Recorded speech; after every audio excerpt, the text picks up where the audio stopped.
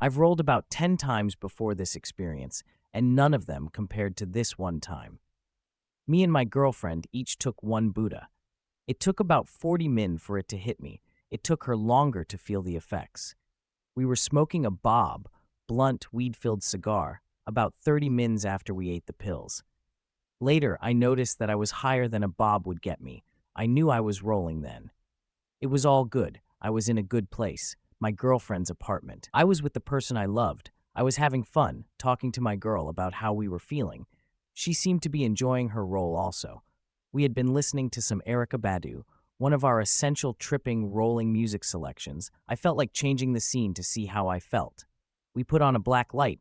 That was tight. I felt calm and at peace with my soul and hers. Then we decided to turn off all the lights and light some candles. Bad idea. With the lighting concept the way it was, we started talking. About 5 minutes later, my mind started to wander. I was overwhelmed with guilt and sorrow. I felt like you do after you've been crying for days.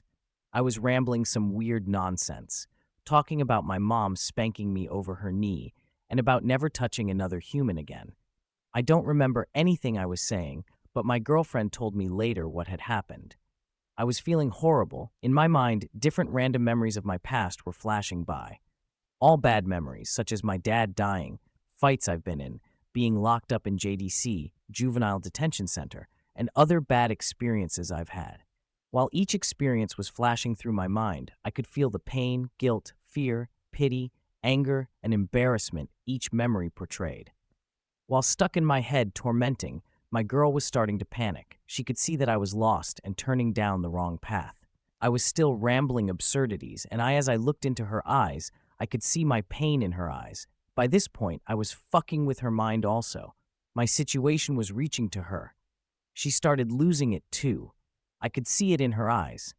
But before she got too deep into her thoughts, she asked me to turn the lights back on.